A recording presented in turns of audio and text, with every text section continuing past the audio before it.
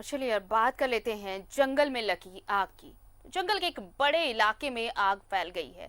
जैव विविधता पर खतरा मंडराने लगा है इस आग लगने के बाद, और आग पर काबू पाना मुश्किल हो गया है, ये बड़ी बात है। लोगों की लापरवाही भारी पड़ने वाली है। जी हाँ, जंगल में आग बस्तूर फैलते जा रहे हैं और एक बड़ा हिस्सा इस आग की चपेट में आ चुका है। झारखंड का विश्व प्रसिद्ध जैव विविधता वाला क्षेत्र सारंडा पोड़ाहाट संकट के दौर से गुजर रहा है। और क्यों गुजर रहा है बताएंगे आपको, लेकिन ये संसाधन विहीन वन विभाग जंगल की आग को जैसे बाल्टी से बुझाने में जुटा है। देखिए ये रिपोर्ट और समझिए कि लापरवाही कैसी हो रही है और क्या स्थिति है। देखिए ये रिपोर्ट। जंगल के बड़े क्षेत्र में फैली आग, विविधता पर मंडराया खतरा, आग पर काबू पाना हुआ मुश्किल, लोगों की लापरवाही पड़ेगी भारी। अपने जैव विविधता के लिए विश्व प्रसिद्ध पश्चिमी सिंहभूम के सारंडा पोड़ाहाट के जंगल में संकट मंडरा रहा है। इन जानवरों को देखें, ये खेल नहीं रहे बल्कि जान बचाने के लिए सुरक्षित ठिकाने की तलाश में भाग रहे हैं। और वजह है जंगल में फैल रही आग, जो शायद स्थानीय लोगों की लापरवाही से शुरू हुई।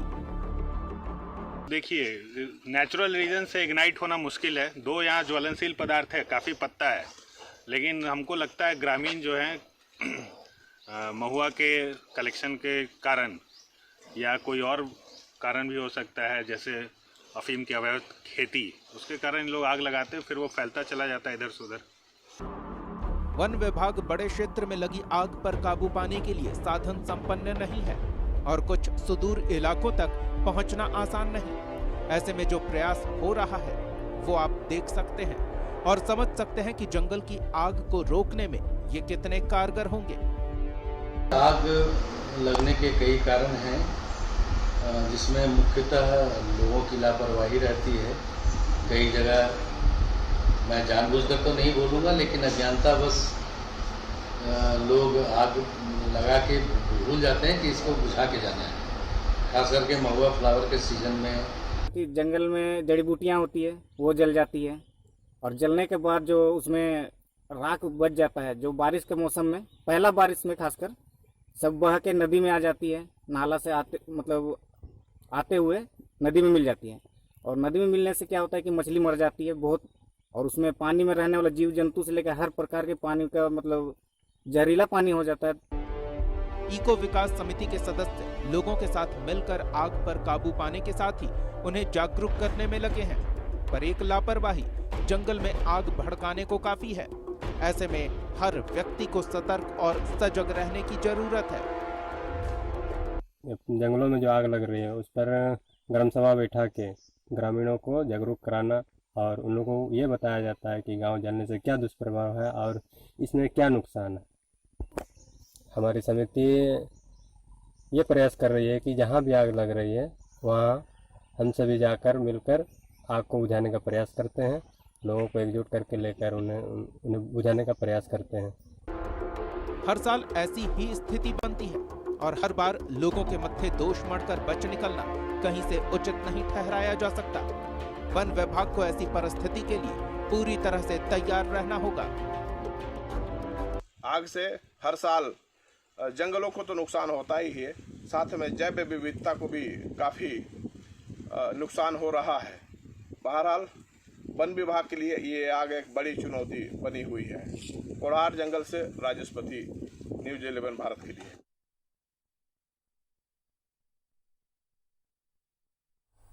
और हमारे साथ जुड़ रहे सहयोगी राजेश पति, आग लगने का कारण सामने क्या आया है, क्या बता रहे वन विभाग के अधिकारी फिलहाल? देखिए, ये इन जंगलों में वनोत्पाद काफ़ी मात्रा में पाए जाते हैं, खास तौर पर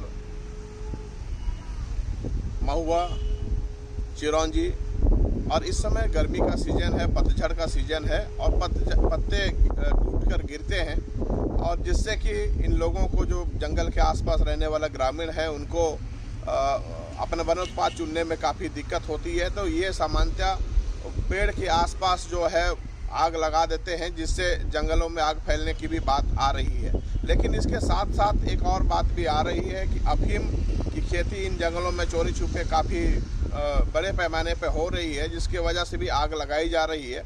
और तीसरा सबसे प्रमुख कारण इसका देखा जा रहा है कि आए दिन लकड़ी की तस्करी हो रही है, जिससे तस्कर जो है जंगलों में आग लगाने की अनुमान लगाया जा रहा है। और वो आग इसलिए लगाते हैं ताकि बड़े पेड़ों को नुकसान पहुंचे, सूखे और उन्हें आसानी से काट कर वो तस्करी कर सके। तो ये प्रमुख कारण मान सकते हैं। और वन विभाग इन तीनों कारणों को देख रही है सामान्यतः, क्योंकि ग्रामीण क्षेत्र के जो लोग हैं जो वनोत्पाद चुनते हैं, वो पेड़ के आसपास ही आग लगाते हैं और आग को बुझने तक इंतजार करते हैं। तो वो एक बड़ा कारण नहीं हो सकता है, लेकिन अफीम की खेती और लकड़ी की तस्करी को एक प्रमुख कारण के रूप में देखा जा रहा है। जी चलिए, तो राजेश पति, आग पर काबू पाना काफी मुश्किल हो गया है, लेकिन इससे नुकसान क्या हो रहा है? वन संपदा और जंगल के जानवरों यानी जो जैव विविधता पर क्या असर देखने को मिल रहा है? जो पहल करने की बात है, जिला प्रशासन की ओर से अब तक कोई खास पहल नहीं किया गया है। हालांकि वन विभाग इन आगों को रोकने के लिए छोटे मोटे स्तर पर पहल कर रही है, क्योंकि वन विभाग के तरफ से हमेशा ये बात बताई जाती रही है कि उनके पास संसाधन की कमी रही है और संसाधन की कमी के कारण बड़े पैमाने पर कोई योजना नहीं बनाई जा सक रही है। एक महत्वपूर्ण बात यह है कि सारंडा क्षेत्र में कई माइनिंग कंपनियां हैं जहां माइनिंग गतिविधि चल रही है, और उनसे मदद लेकर जंगल में जो फैले आग है उसको रोकने के लिए बड़ी प्लानिंग की जा सकती है।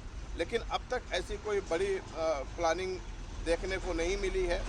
इम्पोर्टेंट बात यह है कि DMFT फंड पश्चिमी सिंहभूम जिला में काफ़ी बड़ा है, लगभग 600 करोड़ से अधिक की राशि पड़ी हुई है, और उनसे भी इसकी योजना बनाने में और इस आग को रोकने के लिए योजना बनाकर इसको खर्च किया जा सकता है।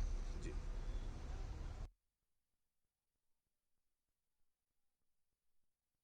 राजेशपति, तो जंगल के बड़े क्षेत्र में आग लगी है और ये आग बढ़ती ही जा रही है, जिससे जैव विविधता पर खतरा मंडराने लगा है। और इतना ही नहीं, आग पर काबू पाना भी मुश्किल हो गया है।